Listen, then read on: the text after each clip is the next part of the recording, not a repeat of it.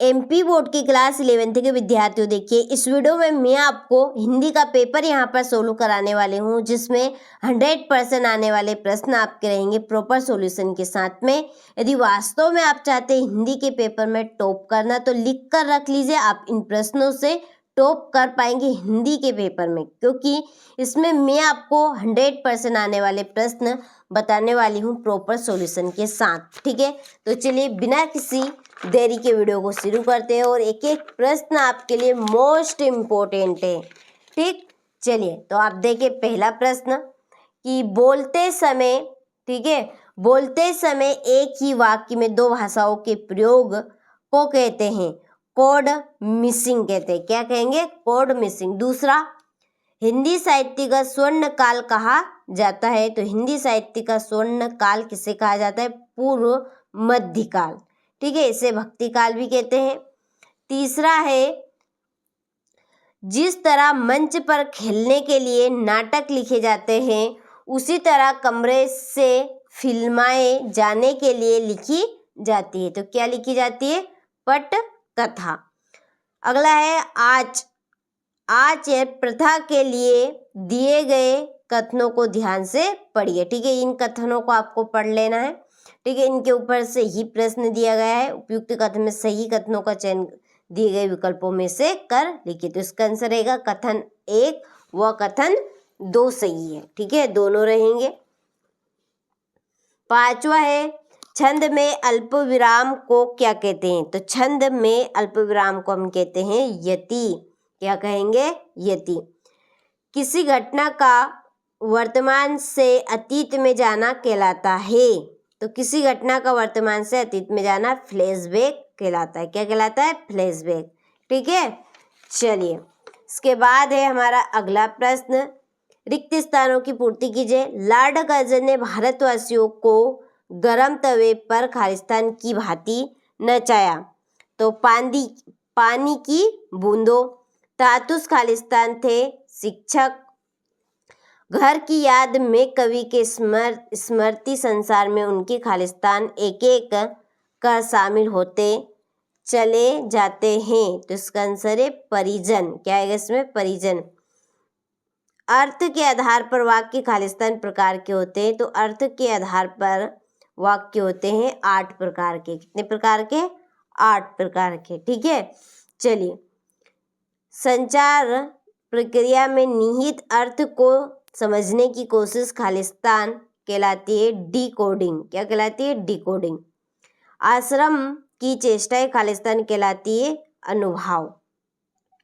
हो गया, तो ये आपके 100% आने वाले प्रश्न हैं, अच्छे से कवर करने हैं ताकि आप सभी हिंदी के पेपर में टॉप कर पाए।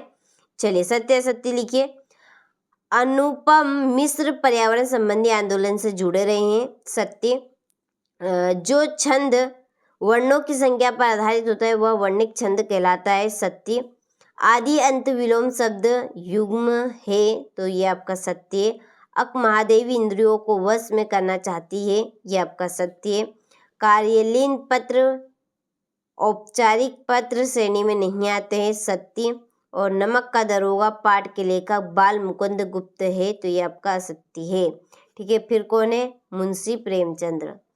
चलिए तो यहाँ से आप स्क्रीनशॉट ले लीजिए अच्छे से। इसके बाद में सही जोड़ी लिखिए। पहली सतृप्ति नृत्य, इसकी जोड़ी है असम। साप्ताहिक पत्र, इसकी जोड़ी उद्दंत मार्तंड। सोए में धूप है आपकी दुष्यंत त्यागी। रसखान की जोड़ी है सिंगार। अक की जोड़ी आपकी रहेगी बहिन। राजभाषा की जोड़ी है आपकी ऑफिशियल लैंग्वेज। ठीक है, चलिए अच्छे से आपको इनको कंप्लीट कर लेना है। 6 तरह के मॉडल पेपर रहेंगे, set A, set B, set C, D, E और एफ। ठीक है, यदि आपने प्रॉपर ये 6 सेट विजिट कर लिए तो आपकी नैया पार हो गई, समझ लीजिए। 80 में से 80 नंबर ही आप लेकर आएंगे। लिख कर रख लीजिए, ये मैं आपको 100% गारंटी देती हूँ। यदि आपने 6 जो सेट आपको हम दे रहे हैं, यदि उनको आपने 6 के 6 विजिट कर लिए तो समझ लीजिए 80 के 80 नंबर आपके पक्के हो गए। ठीक है, चलिए एक वाक्य में उत्तर दीजिए। पहला, कोमलकांत पदावली किसकी लो में पढ़ना बुरा है? तो समांत शाही में। दूसरा, जामुन का पेड़ पाठ के माध्यम से किस पर व्यंग किया गया है, तो सरकारी कामकाज पे। तीसरा है, मियां नसरुद्दीन कितने प्रकार की रोटियां बनाने के लिए मशहूर थे, तो 56 प्रकार की। संकेतवाचक वाक्य का एक उदाहरण लिखिए। यदि तुम मेहनत करते तो सफल हो जाते। पास के अनुसार किसकी लो में पढ़ना बुरा है, समांत शाही की। टालो आंधरी का अर्थ लिखिए, तो टालो आंधरी का अर्थ अंधेरा दूर करो, यानी कि अज्ञानता को मिटाओ। ठीक है, चलिए यहाँ से आप स्क्रीनशॉट लें और इनको अच्छे से कंप्लीट करें। ठीक है, 100% आने वाले क्वेश्चन हैं ये आपके। इसके बाद आप देखिए, रीतिकालीन काव्य की कोई दो विशेषताएं लिखिए। 7वां, घर की याद कविता में कवि ने पिता की किन किन विशेषताओं को बताया है। 8वां, माधुर्य गुण की परिभाषा उदाहरण सहित लिखिए। स्थायी भाव तथा संचयी भाव में दो अंतर। 10वां, द्विवेदी युग के दो प्रमुख निबंधकारों के नाम एवं उनकी एक एक रचना का नाम लिखिए। ठीक है, इसके बाद में है 11वां प्रश्न, लता के गान की विशेषताएं लिखिए कोई हैं दो। मास्टर त्रिलोक सिंह के किस कथन को लेखक ने जबान के चाबुक कहा है और क्यों। यह आपका 13वां प्रश्न, निपात शब्द किसे कहते हैं, किन्हीं दो निपात शब्दों के प्रयोग से एक एक वाक्य बनाकर लिखना है। अर्थ के आधार पर वाक्य कितने प्रकार के होते हैं, उनके नाम लिखने हैं। ठीक है, चलिए जनसंचार के कार्य आपको बताने हैं। भवानी प्रसाद मिश्र अथवा दुष्यंत कुमार की काव्यगत विशेषताएं निम्नलिखित बिंदुओं के आधार पर आपको देनी है। हो गया। चलिए 17वां प्रश्न है, मुंशी प्रेमचंद्र अथवा मनु भंडारी का साप्ताहिक परिचय निम्न बिंदुओं के आधार पर लिखिए। दो रचनाएं, भाषा शैली और साहित्य में स्थान। चैत्र सबसे बड़ा धन है का भाव पल्लव आप करना है। 19वां देखिए, निम्नलिखित अपठित गद्यांश अथवा काव्यांश को पढ़कर नीचे लिखे प्रश्नों के उत्तर आपको देने हैं। ठीक है, ये प्रश्न आपके हो गए। इसके बाद में ये आप अथवा देखें यहाँ से, ये आपका 20वां।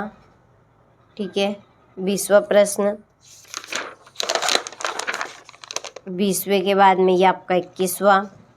ठीक, और 21वें के बाद में है 22वां, अपने जिले के जिलाधीश को परीक्षा अवधि में ध्वनि विस्तारक यंत्रों पर रोक लगाने हेतु आवेदन पत्र लिखिए।